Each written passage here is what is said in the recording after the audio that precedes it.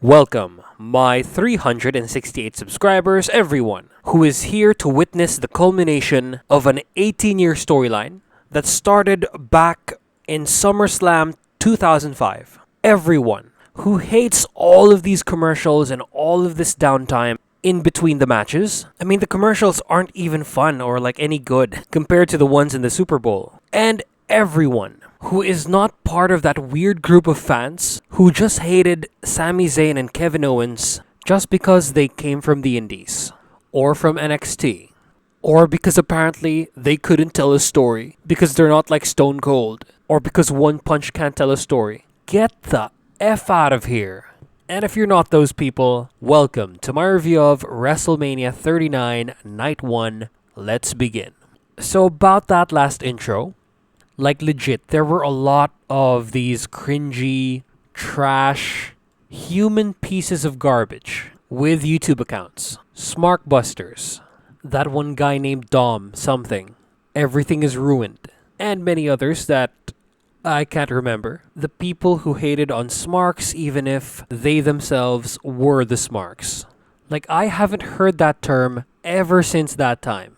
So yeah, all of that negativity polluted my enjoyment of the WWE, so did the booking, and so did the burial of a lot of my favorite wrestlers into mid-card limbo. But now, Triple H is in charge. He booked WrestleMania, and the hype coming out from it, especially Night 1, makes me want to review it. So yeah, I'm gonna start off first with the structure of the show. This feels weird, because I know this isn't like a pay-per-view. It isn't on the WWE network anymore. It's on Peacock, so they run commercials. It's also on Disney Plus in where I'm from. I don't know about you guys. But when watching it on Disney Plus, I just get these ads as well as like WrestleMania 39 will be back while ads for Peacock are playing. So yeah, that's a bit weird. I wanted to see the ads if they were as good as like Super Bowl ads, so I downloaded Torrent. And no, the ads weren't even good. I think the whole advertising, like stickers on the mat, as well as in LCDs, in these like 3D virtual things that we only see on stream, I think those are good. But having long commercial breaks in between the matches, not my thing. It makes the company a lot of money, but as a watcher, it's a terrible experience. It was a good thing I was in the hospital doing stuff, or else I would lose my mind. But I do like those pre-match video packages. They did one for every match, and not just the important ones. And as someone who doesn't watch the regular show, I appreciated it so I could follow the story of each. So yeah, for the first match, we have Austin Theory versus John Cena for the United States Championship. So we open up with the worst match of WrestleMania this year. And it involves the biggest star in WWE history. Cena is really good when he tries, but he doesn't try this time. He put over Austin Theory, but he did so sleeping through the match. He just went through his motions and like we just had the most TV hokey low blow finish ever in WrestleMania history, and it has to be up there with the worst matches of WrestleMania history. I enjoyed the gimmick battle royal more than this piece of trash. I enjoyed those like 80s and 90s WrestleManias where nothing happened even more than this because expectations were low. But here it's John freaking Cena with one of the features of the company. Like, he's a pillar. Austin Theory apparently is really good. Back in late 2010s, I heard a lot of good things about him coming from other people. I never actually watched an Austin Theory match, and this was a terrible first impression. Like, this is the type of match that I despise so much from this company. Like, ever since back in the day. Like in the Ruthless Aggression era, we would get this a lot, but it was never on a pay-per-view. There's a story in the match, and it's John Cena big timing Theory, but they don't play it up. They don't build up the drama. They don't do any storytelling moments. It's just like the basic wrestling moves that you would see from lower mid-carders on TV. Scratch that. From lower mid-carders back in heat and velocity. That was how bad this match was. Rest hold, lots of taunting, 5 moves of doom, cheat, A-Town down for the win. My god, the spot of the match is actually John Cena's presence. The part where he thanks the crowd is actually the best part about this. And it hit me right in the heart. But as for the match, disappointment. And this did more harm than good for Theory. He didn't have to win clean, but they had to tell a story. I wasn't expecting any flips or any like high speed puro or like indie or luchador stuff, but this is a WWE match. Your specialty is to tell stories inside the ring, outside the ring, and they didn't manage to do that. They completely failed with this one, and I think this deserves a lower score than I initially gave it. This match belongs on Dark, or on Dark Elevation. What a terrible way to start off Mania. So after this is the 4-way tag team showcase match between Alpha Academy, who else is this? Braun Strowman and Ricochet, the Viking Raiders, and Street Profits. Okay, so this match was really good. But I have the same problems with this as I do with like those Pro Wrestling Noah matches that I reviewed. Those multi-man matches where they just tag in, do their stuff, tag out. There's no like tag team tactics, no cutting the ring in half, no story or anything. They just do their move and then get out.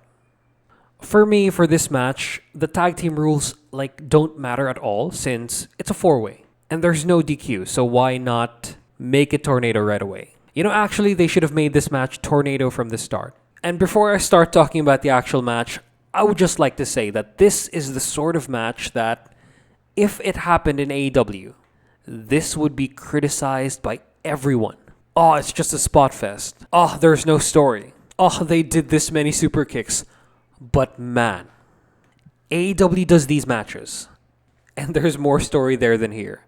Because here, yes, they do just like come in, do their stuff, come out, but it's really cool stuff. The coolest looking team, the Viking Raiders, get shafted. They're pretty much whipping boys after they get their shit in. And you could have done more with them if they just opened the show and if they were given more time. Why are these guys even here? They are 2 big dudes with an awesome gimmick. And with the release of God of War Ragnarok and Hellblade Senua's Sacrifice 2, I think this year or the next, it's the perfect time to capitalize on these guys. And even Sarah Logan, Valhalla, look cool in her headdress.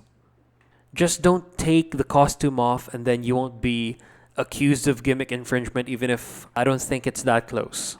As for Alpha Academy, Chad Gable was amazing in this match. He rolling German suplexed Braun Strowman, but he also did this stupid spot, or I think this is more on Braun, where Braun was like more than halfway across the ring. There is no way that Chad would ever reach him, but he still does the dive and misses poorly. And Braun rolls out of the way, extending the gap even more. This was a terrible spot. But like the whole gimmick, Chad's whole performance, like excluding that part, was really good. I love the sheesh and the thank you. Awesome. And as for Otis, great sidekick character. Didn't do much except like remove a part of his outfit. Alpha Academy is Chad Gable. Dude should have been Kurt Angle's son, since he wrestles more like him and he's also as cringe as Kurt sometimes. And I think eventually he'll get a singles title and have like a great work rate sort of run with an IC or a US title. But first, please, tag team championships with Otis. As for Ricochet and Braun, they're not actually like a team. They don't do team moves much, but I like how they were put together. Like after a Twitter fight, Ricochet beat Braun, and now they're a tag team, like an odd couple. But it's a really fun odd couple. Like they were the 2 best performers of the match. Braun has like 2 spots of the match, and then Ricochet has the number 1 best spot. And as for the Street Profits, like the winners of the match, they're a fun team. That opening song is so hype and can get any crowd pumped into their match before they show you what they can do in the ring. And in the ring, both of them are really good. Angelo Dawkins has progressed as a good power wrestler. His shining moment is stopping Braun's Braun Express. As for Montez Ford, he didn't do much. I didn't notice much. But I liked his frog splash to finish the match. So yeah, finish of the match is Dawkins has Ricochet in a bow and arrow, and then Ford goes for a frog splash for the win. As for the top spots of the match, I have two honorable mentions. So like one is the finish, and then second is, which one is this? The Braun Splash. As for number 3, it's the Braun Express and the stop by Angelo Dawkins. Number 2 is the Chad Gable wheelbarrow German suplex. Or is it a rolling German suplex? But yeah, he does this to Braun with a big pop. And as for the number 1 spot of the match, it's Ricochet's outside moonsault. To I forgot who, but it like had so much air, it went really high. It's the best spot of the match. You have to watch it yourself. So yeah, this match is really good. But again, it's just people come in, they do their stuff, they come out, and then it's very short. Not much tactics used. And the shine wasn't distributed equally per team. If you're going to have a showcase match, at least showcase everyone equally. So yeah, my rating for this is a TV undercard, pay-per-view opener match. This honestly should have opened the show and should have been given more time. That would have been hype. That Cena Theory match could have just gone, I don't know, like maybe before the main event, after that Charlotte versus Rhea match. Yeah, since that was pretty much a bathroom break. So after this is Seth Rollins versus Logan Paul.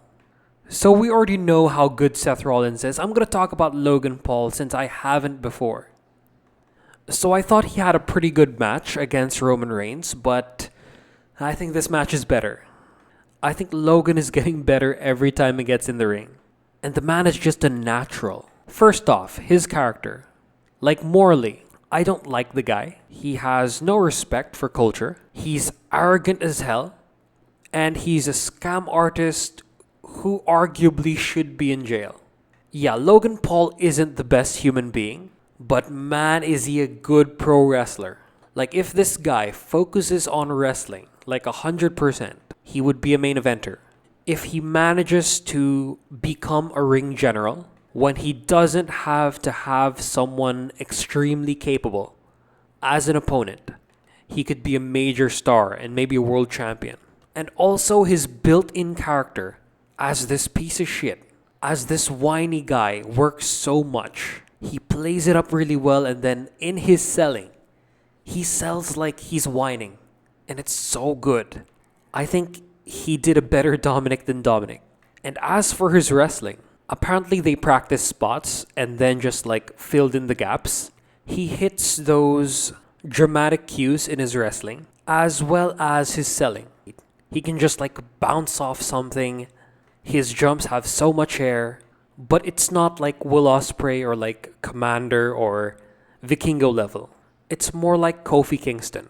As for his negatives and the negatives of the match, like the only things I could see are that his selling isn't like as consistent. They don't go for the hand too much. And his buckshot lariat / maverick lariat doesn't look too impactful. It looks more like a buckshot elbow. Yeah, when Hangman does it, he's trying to take your head off. And when Logan does it, doesn't look like there's much mustard there. But yeah, the guy is just starting.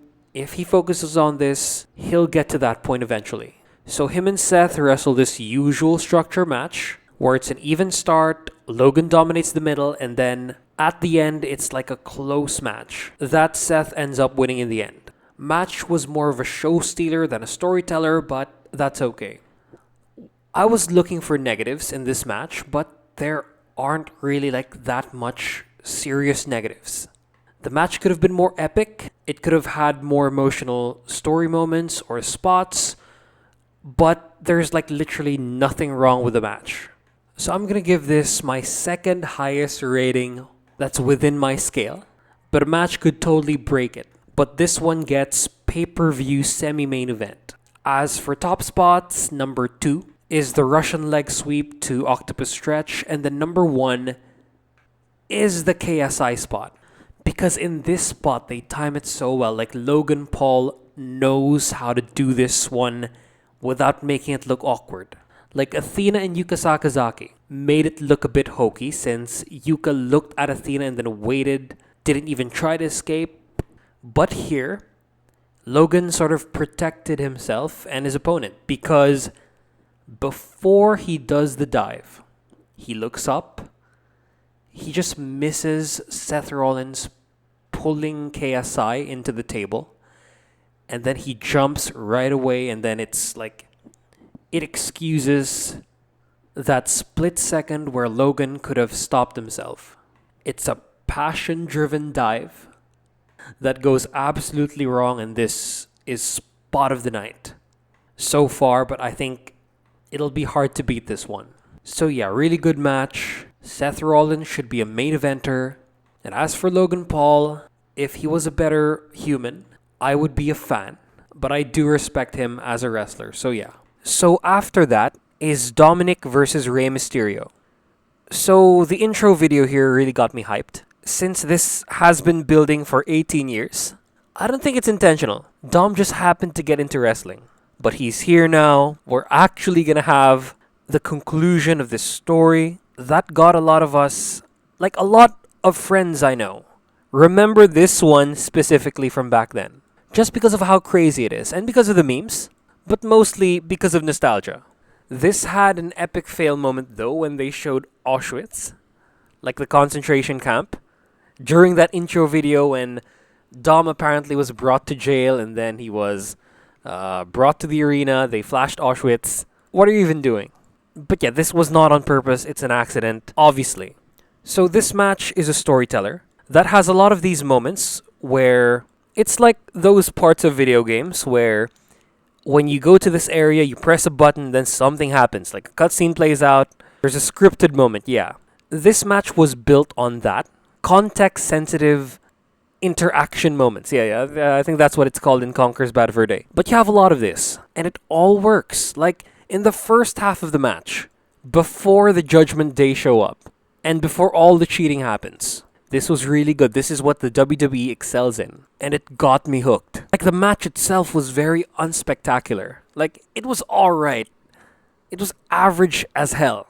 And what carried this are the interactions that Dom and Ray had in the ring, out the ring, namely the spanking. That got a huge pop. And when Dom slapped his mother, poured vodka or water on his sister, and then when Ray finally, stood up for his wife. I also love how commentary sells this match, because Corey Graves, at first, sides with Dom, and then he starts being a bit hesitant as Dom, attacks his mother and sister. And Michael Cole, for me, I think is cursed. He's been, annoying with his voice, the, "Are you kidding me?" He's actually better when he's speaking full sentences and not these, catchphrases that we get from him all the time. But yeah, Cole doesn't really have that good of a voice, but he knows, where to insert himself during the moments of the match. I think Corey Graves has the voice. Tom Phillips has the voice. Aiden English in Impact. That's a hell of a commentary team. Cole just sounds like this Josh Matthews sort of guy. And they were in the company at the same time when this story was happening. But yeah, just imagine a commentary booth with Josh Matthews and Michael Cole. It's like hearing two Michael Coles. So yeah, like I said, in-ring action, very basic. In the ring, it doesn't reach a point where you would call it a next gear or a climax. As usual in these WWE matches, there are a lot of interferences. Apparently people really like this. Judgment Day come in, LWO come in, they have a fight. I don't really watch the weekly show, so I don't give two shits. And the brawling wasn't even that good. Priest leaves this bag with a chain. He tries to hit Ray with it, but then Bad Bunny, the special guest commentator, grabs on it. It gets Dom in place for a 619 for the win by Rey Mysterio. And I have a big problem with this fucking finish. Because this is supposed to be like a family blood feud, right? Ray's wife and daughter, and I think they've been part of storylines before. I think what's the girl's name? Like Aaliyah was Buddy Matthews' like love interest before he left. I think it should have been her, so she would have her own payback against Dom. Because having Bad Bunny, this like celebrity guy, has like the most listens on Spotify. He's a very famous man. He appeared on Bullet Train and actually liked him in that movie. We get this whole backstory of him and then he dies in like a couple of minutes. But yeah, I've liked this dude in media before. But having him participate in a personal blood feud that spans 18 years just isn't it, Chief. When the match is already sponsored by Cinnamon Toast Crunch and Ray's accompanied by a piece of cereal. People are overrating this match too much. If it was just like the first half, if it ended right there, this would have been like 4 stars on the Meltzer scale. Just because of those storytelling moments. But they ruined it in the second half. Come on, watch the match again. And tell me this isn't better than the Seth Rollins versus Logan Paul match. Come on. So yeah, for spots in the match, we have the Michinoku Driver at number 3. The Spank Spot at number 2. And the Alley-Oop to the Turnbuckle at number 1. So yeah, this is a TV undercard, pay-per-view undercard match. So after this is Damage Control. So Bayley, Io Sky, and Dakota Kai against the trio of Lita, Trish Stratus, and Becky Lynch. And I think this match is underrated. I don't know why people are hating too much on this. Like, Lita and Trish, who were divas back in the day, who should have the most divas awkwardness, actually managed to keep up very well with the younger women. And Damage Control aren't just anybody. It's a fourth of the 4 horsewomen. It's Io Sky, who's arguably like one of the best Joshis in the world. Or used to be, since she's a bit like up there in age now. But she still moves like anyone else from Stardom. She's like in the same level as Mayu Iwatani. Who else have I seen? I think Suzu's really good too. Very high effort. And Julia, of course, the champion. She literally has zero divas awkwardness. She works better than a lot of the men do. And then as for Dakota Kai, she's a bit underrated. Haven't seen much since she was destroyed by Shayna Baszler. I remember her mostly from the Mae Young Classic, but she was really good in that. Also, very not much divas awkwardness. This match was very well structured, and they used all of the tools that tag team wrestling provides wrestlers.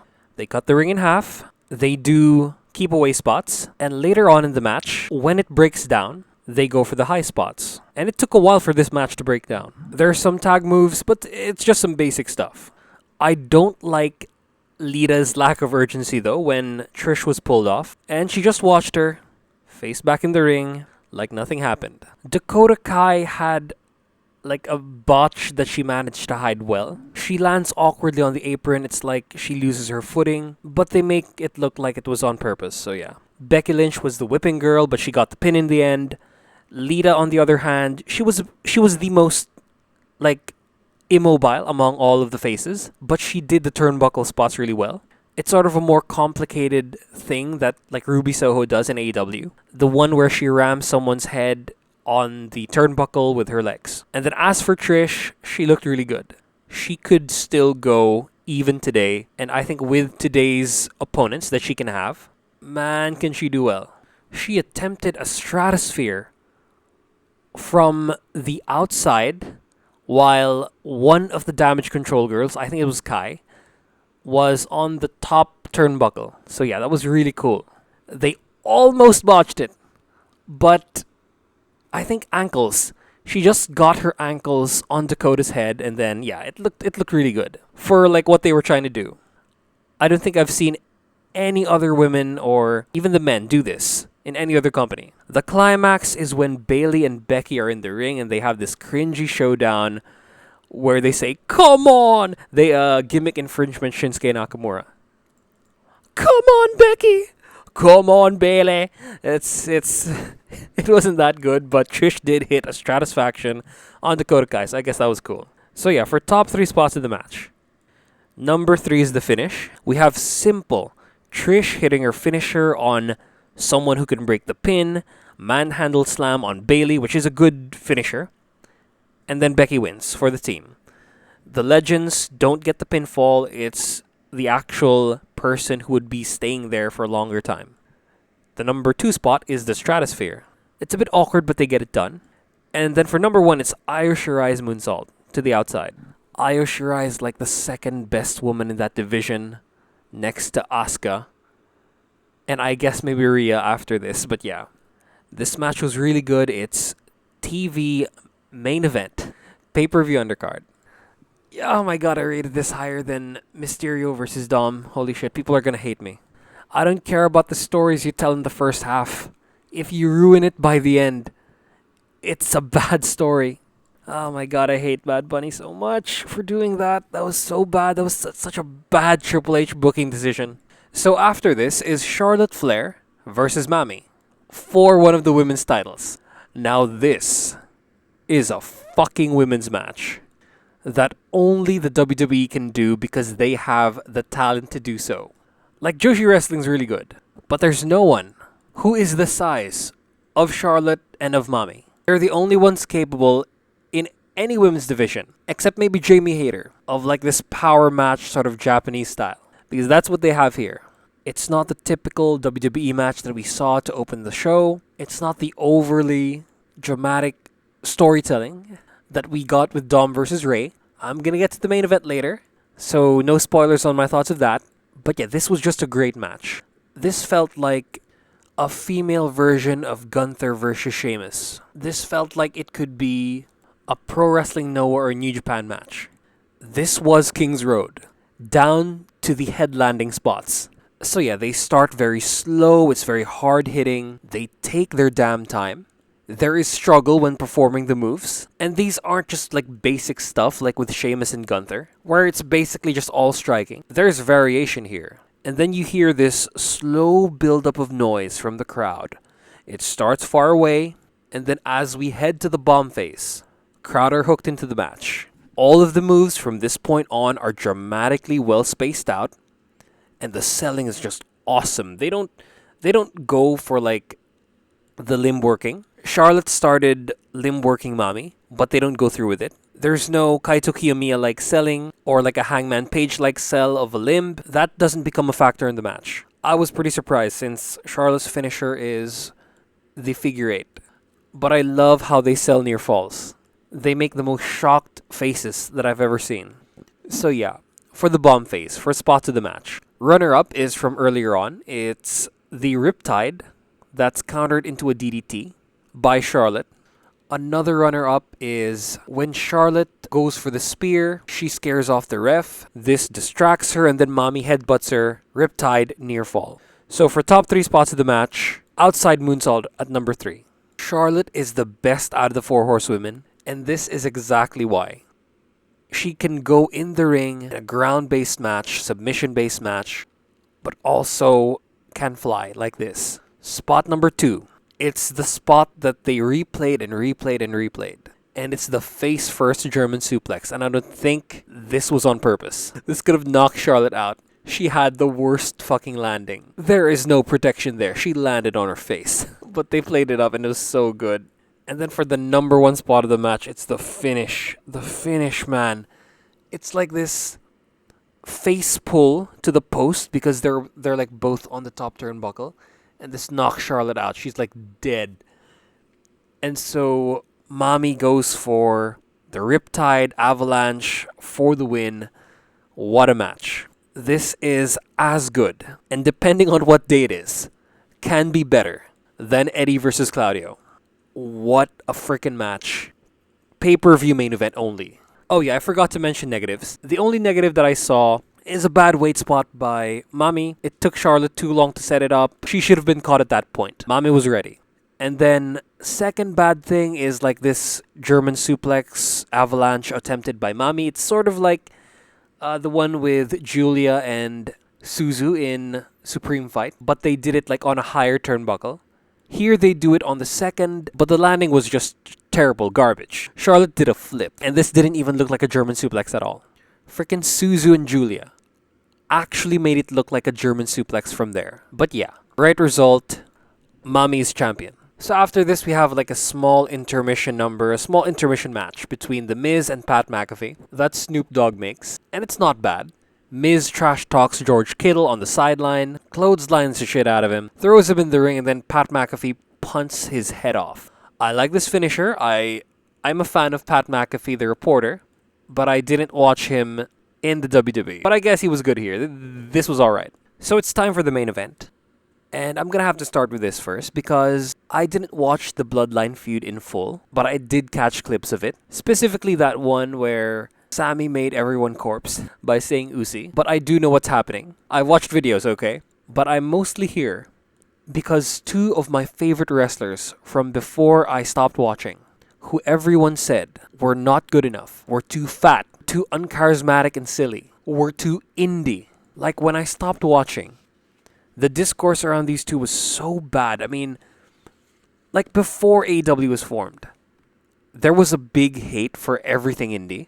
A lot of like anti-smart YouTubers, like this Dom guy, like the fucking stupid ass, fucking degenerate shit Smart Busters. And a lot of these assholes who just like say storytelling, they use it to disparage everyone who came from the indies.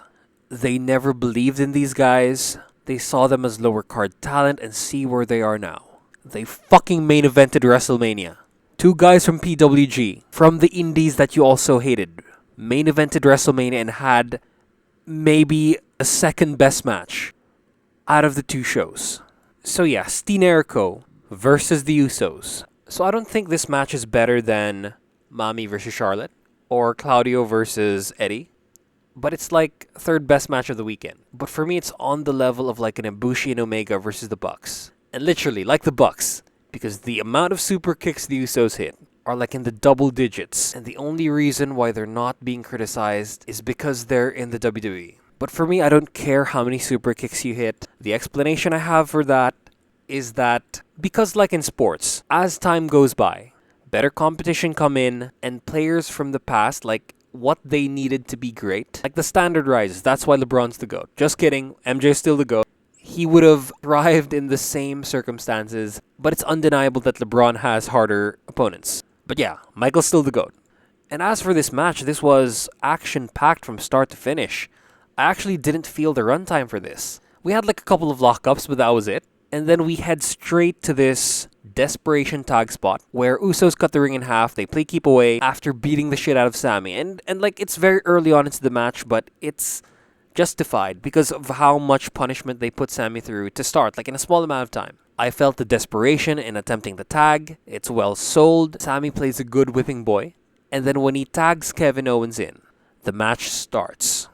Owens has this AR Fox-like offensive rush that it actually kind of felt like Vikingo versus Commander because everything he did was just dives from the turnbuckle to the outside, from the apron, just like dives on dives on dives on dives. We get the first brain buster on apron that I've seen in the WWE. That's the top spot of the match. And I like storytelling. I like this next part where the Usos like basically torture Sammy with super kicks. These moments are good, but I don't think the match speeds up enough for my liking. Some more like tag rush spots would have been cool. The story is spot on the entire match, but come on, it's WrestleMania, bring out the PWG stuff. So yeah, like after that is basically the entire setup for the finish, done in a prolonged amount of time. Let's say for about 7 whole minutes, since this was like the passion of the Sammy. He kicks out of a 1D and then we have the foreshadowing to the ending. Jay sets him up on the turnbuckle. There's a lot of emotional turmoil there. A lot of pent-up sexual tension. And then we get a tag that I don't think was necessary. They could have just like played to the finish right here because when Owens is then tagged in, I swear to God, the only purpose of this was just to have that obligatory face-off in the middle of the ring, as well as this cool shot where Owens and Jay are on the floor, and then out of nowhere, Sami Zayn just comes up, plays up the tag, and then we get the finish. And this finish is the best of the entire weekend. Even if the match is like number 3 of the weekend, this is the best of all the moments, of all the spots of the weekend. The whole Bloodline feud culminates in this moment. It's not with Cody and Roman, it's with Usos versus Steenerico. Because Jay's pretty much down. He's like pretty much out of it after getting brain busted from the top. There's a lot of shots of Sammy's face, a lot of time taken. He's set up in the turnbuckle. Helluva kick 1. Sami backs up. Jay falls on his arms. He gives him a couple of words. We get like a Ruby and Willow sort of head-to-head, lovey-dovey sort of gesture spot. Helluva kicks again, lands on his arms again. Owens stunners Jimmy, stops him from interfering. And then final Helluva kick, Sami fucking wins. Steenerico won at the main event of WrestleMania. New tag team champions. Pay-per-view main event only. And this is how you should have ended WrestleMania, on a high. Not on whatever happens in night 2 that I don't feel like reviewing anymore, but I will try. So yeah, WrestleMania night 1. For me, I think it's made great by the great matches, and the bad ones don't really pull it down that much. So yeah, I think this was a good show, but Supercard of Honor was just a bit more consistent. It didn't even have like a rest match. From start to finish, it was banger after banger after banger. Here, the opener was so bad. The Mysterio feud was kind of ruined for me because of Bad Bunny. But yeah, I did love the Logan Paul match. That's number 3. Number 2 is the main event. And the number 1 is the Women's Championship. So great WrestleMania. If it ended here, this might have been, I don't know, maybe like number 4 best WrestleMania of all time. You have X7, 20, 19, and then this, because a lot of like other WrestleManias are very inconsistent. They have the memorable matches, but like the rest of the card is just trash. So yeah, my official ranking is 17, 20, 19, and then this one. And that's without Night 2 yet. I'm going to re-rank it if with Night 2, but it'll probably stay where it is. Other WrestleManias are too inconsistent, so yeah. Like, comment, and subscribe for engagement. Share if you do not know me. Hit that bell notification for future videos, and please watch my shit.